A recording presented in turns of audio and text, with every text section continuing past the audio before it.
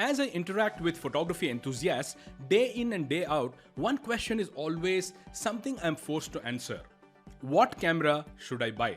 What's the best lens for wildlife photography? Etc. While I try to give the best diplomatic answer, understanding the budget and the needs, I have always wanted to share what I personally use on the field. What's in my bag? What lens combinations do I prefer and what brand do I endorse? Hey, this is Jayanth Sharma. Thank you for watching Tohol TV. By the way, if you haven't subscribed to our YouTube channel, could you please do so?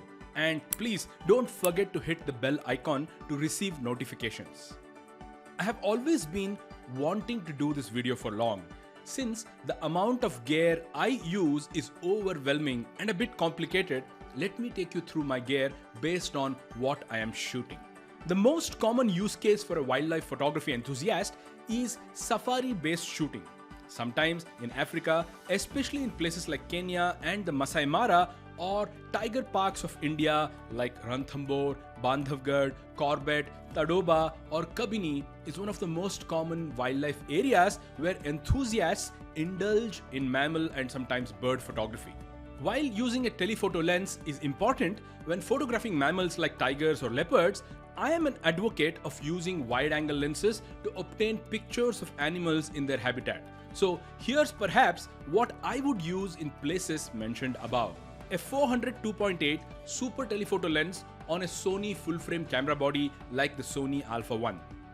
I'm a huge fan of the 400 2.8 lens as it gives a great balance between telephotoness and also the largest aperture and a very close minimum focus distance.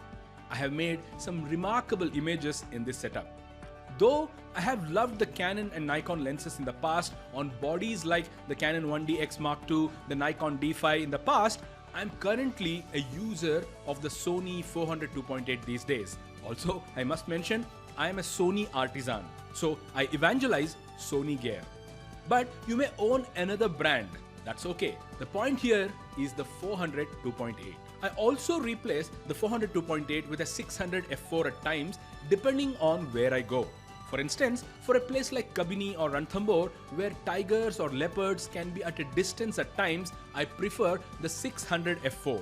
But this means the secondary lens I use should be a zoom lens for the flexibility of composition. So if I am carrying a 600 f4, I am surely using a mid-range telephoto zoom lens or prime lens. Earlier, I used to use the 300 2.8 on Canon and 200-400 or the 180-400 on Nikon. But now, I think I switch between a 200-600 and a 100-400 Sony. Safari-based shooting isn't the only kind of photography a wildlife photographer indulges in. When I'm in places like Ladakh, Spiti or Patagonia looking for snow leopards or pumas, I surely think the 800mm f5.6 is a lens I would love to use. So I have used a Canon version of it, mostly with the 1DX Mark II in the past, or a Nikon 800 5.6 on a D5 in the past as well. But of late, I would switch to the A7R4 on the 600 f4 with a 1.4x converter, and if required, also snap the crop mode on, which still gives me approximately 26 megapixel image at an effective focal length of up to 1260mm. In the Nikon, the 180-400 was a favorite lens earlier, while in the Canon segment, I used to love the old 300 2.8 IS2 lens. But today, I use the Sony 200-600 or the Sony 100-400. Even though it's a f6.2 on the former lens, I think it's super sharp and I use a second pro body like the Alpha 7 Mark IV for this range of a lens. The 100-400 is one of my most favorite lenses. The 70-200 f2.8 is perhaps the most versatile lens I can think of, and I never go out to the field without this lens. Since I love making animals in habitat images, this lens is my must-have. So depending on which brand of the 70-200 I used in the past, I have used a body like the Nikon D850 or the Nikon Z7 Mark II, or if I'm carrying a Canon lens, I have probably used the Canon 5D Mark IV in the past. I now make great use of the Sony camera bodies like the Alpha 7 R4 and the Alpha 7 IV with the 7200, as I'm now a Sony user, and some other parts of my photographic journey also I use Sony cameras like I do underwater photography. I soon hope to lay my hands on the newer Sony 7200 2.8 OSS2 lens. Finally, I think it's unwise not to carry a 2470 or a 24105 kind of a lens on a photographic safari. Even though we are wildlife photographers, we always have the opportunity to photograph landscape images. This is a lens I usually don't mount on a camera body but is kept in the bag. Since I use 3 camera bodies mainly on safari-based shoots, I would have enough time to use one of the bodies on the super telephoto lenses to be unmounted and use for this lens or this focal length. I'm very excited with the results of the Sony 2470 f2.8 G Master 2 and I love this lens. Though it's extremely rare, I have used extenders and teleconverters on safaris in the past when I am in need of that extra reach. For example, the hunting palace in Ranthambore where tigers are crossing over, or let's say an owlet at a distance which needs 800 plus millimeters of focal length, which are basically exceptions. In the recent years, I have never used a 2x converter, though I have used a 1.4x a few times. What I think I'm good at as a photographer is not only using a variety of lenses, but use the right accessories as well. Let's begin with the support systems, especially when the style of shooting is not just a safari-based outing, but also being there in the wild on foot. Let's understand some camera support systems I use based on where and how I intend to photograph my subjects. My first choice of a camera support system is the Chords Dimbu, our own beanbag that has been instrumental in supporting telephoto lenses for years now, and hey, we just sold our 8000th beanbag. So be it the 400, 600 and even the 300 2.8 or the 70 to 200 2.8, the beanbag is a must for vehicle-based shooting in places like Africa, Ranthambore, Bandhavgarh, Kabini and the likes. If you haven't got one, you should grab it soon. Our beanbag is popular for a reason. It's one of the best balanced, perfect sized beanbags out there. Check the link in the description to learn more about the beanbag or buy one. By the way, Dimbu means a pillow in Kannada. When resting lenses on beanbags, the focus ring of such large telephoto lenses rest on the top of the beanbags. Now, they're usually good when all we are doing is pointing the camera and moving the AF points and focusing the subjects. But what if there's a scenario where the subject is moving and we are following the subject along the x-axis? In other words, we are panning. That's when the focus ring could rotate as we pan and cause problems in focusing. Also, it's not very convenient to pan while the barrel of the lens is resting on the beanbag. So, the pan pod is the solution to this use case. Without attaching it permanently on the beanbag, the pan pod just sits on top of the beanbag, and using the Arca Swiss mount, lenses can be mounted on the pan pod by holding the lens collar. This is way more convenient to move the lens without losing focus. You can watch this video to understand the pan pod better, or check the link in the description to buy one from the Chords store. Wildlife photography is not only safari-based photography, as I said. It can also be photographing wildlife on different modes of transport like boats, while on foot, etc. So that calls for the need for a tripod setup. A tripod is an accessory that I can't live without. So what's the right tripod for you? Well, it depends on a variety of things like the weight of your lens, the area of your work, the kind of species you photograph, the mode of transport you have, etc. So let's look at my gear, which caters to all these scenarios. I have in the past used tripods like the Gitsos with Wimberley 2 heads for years. It really worked well. But since the last 5-6 years, I'm a great fan of a company called The Really Right Stuff. So my main tripod legs are of this make and the model number is TVC34L. Since I can change the head on the tripod, I use this with multiple heads. Let's talk about my main tripod head. I use a Sattler FSB8, which now also has a Mark II version.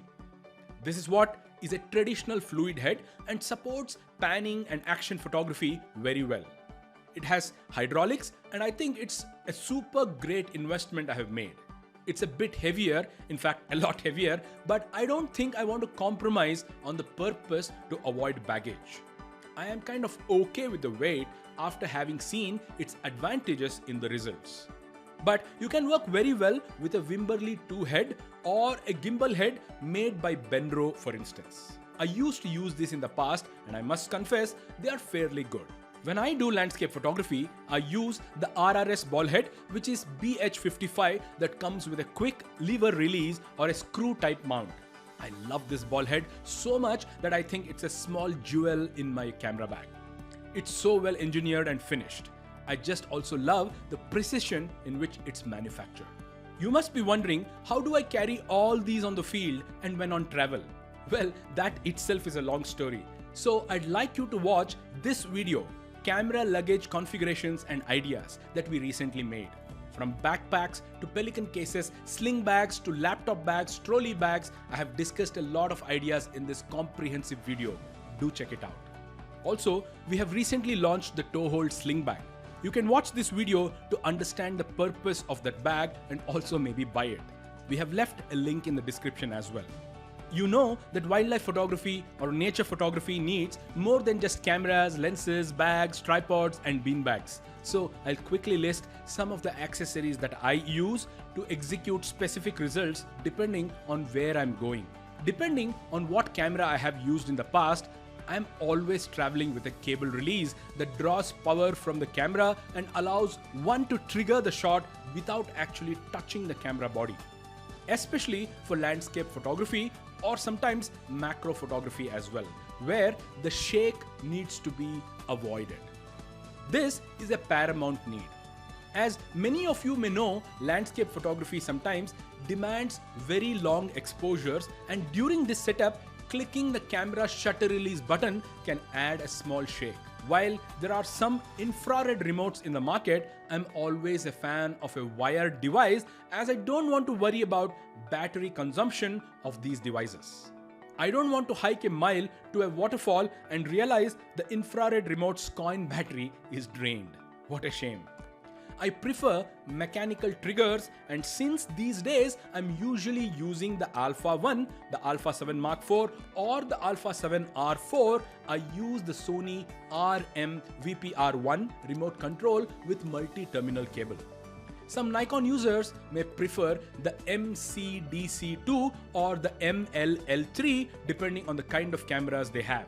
I also remember the MC30A that I used extensively on the D5 and the D850 in the past. Please check what cable works for your camera and procure that. There are also models like the Nikon MC36A, which also has an intervalometer and a lot of other features. Canon users may realize they need a device like this to capture pictures for a time-lapse setup. So there are brands like Aperture, Velo, etc. who make shutter release cables for all brands. Canon remote switch RS80N3 was one of the most used accessories by me when I was a Canon user.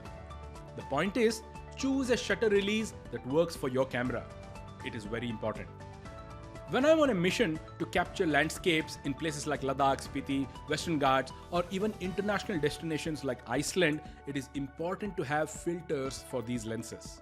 I use 1635 f2.8 mostly for landscapes, and most brands which make this lens have designed the front element to hold a 82mm dia ring or a circular filter. So I regularly use filters like the ND filters, or in other words the neutral density filters, which are rectangular. In order to hold these filters in the right position, there are filter holders that may need to be attached to the front of these lenses using the filter reducer rings. 82mm is the thread for the ring, which then holds the folder holder, and then one can slide the filters in the slots provided. Some of my frequently used filters are ND4 stop, Grad ND3 stop, and Grad ND2 stop. I also use a reverse Grad ND filter during sunrise and sunset shots where the sun is bright around the horizon. This filter helps cut down the light in the middle, allowing clear exposures in the top and bottom of the gradient. In the last 10 years, I have used brands like B+W or Stingray. I also think Lee makes some excellent filters, but I haven't used them. While it may seem like nature photographers don't use flash, it's actually the opposite. For macro photography and bird photography sometimes, flash usage is quite common. HVL F60RM is a flash I have been using with my Sony Alpha cameras, mounting it on brackets that position the flash on top of the super telephoto lenses. I also use a light magnifying device called the Better Beamer, which extends the flash reach to nearly 100 feet at times. Using flash with ambient light is a skill, and I think it's absolutely okay to use flash during daylight to fill the shadows and open up light. And when it comes to macro photography, using a flash with diffusers and also mounting a ring flash helps while using or photographing subjects like frogs and flowers. I like the Godox Vistro ring flash AR400 along with the Sony 90mm macro lens. I also use the Godox MF12 mounted on the ring. As these are individual flash guns, I can mount 2, 3, 4 or even up to 6 flash guns on this setup. I love this setup for product and macro photography. While using the Better Beamer and flash extender brackets, the flash cannot be mounted on the camera's hot shoe. So it is recommended to have the off-camera shoe cord to send the flash away from the camera body and still trigger it using this cord. These days, one can also use wireless triggers, but I prefer mechanical wired ones to wireless ones when possible, just to stay away from another battery management headache. While I have been a fan of SanDisk cards in the past, when I had to use SD cards and CF cards and CFast cards on cameras like Nikon D5, Canon 1DX Mark II, etc., these days I love the Sony CF Express A cards that are super fast and allows the higher frames per second usage on camera bodies like the Alpha 1, which can actually shoot 30 frames per second. I use a SanDisk SSD with a 2 GB per second transfer speed for the field, and when I'm back to base, I move files to the hard disk or NAS and my cloud storage. You should watch this video to know more about my setup on the desktop and how I manage files with Lightroom. Underwater housings. One of the fascinating photography experiences for me has been while I have been underwater diving in the Maldives or maybe Andamans. I use the 1635 f2.8 on the Sony Alpha 7R4 along with the Sony 90mm macro lens. In the past, I used Nikon gear and I was using Ikelite housings with a dome port and macro port to capture many pictures I have so far. But now that I'm a Sony artisan, I have the Alpha cameras that I embrace, as you may already know. One important addition to my gear has been the easy dive housing setups with multiple ports and strobe lights. The advantage of easy dive housings are they can be used with multiple cameras of a similar make and don't need to change the housing if cameras are changed. Now I can even use the Alpha 1 with the same housing as the one I use for the Alpha 7R4. That's wonderful. Since visibility underwater is limited, we usually don't use telephoto lenses. Well, since 2017, I have been indulging in aerial photography and filming, and I think with time, this progression was obvious. But as you can already see, my gear is a long list. So to keep it simple, handy and lightweight, I haven't ventured into a larger drone.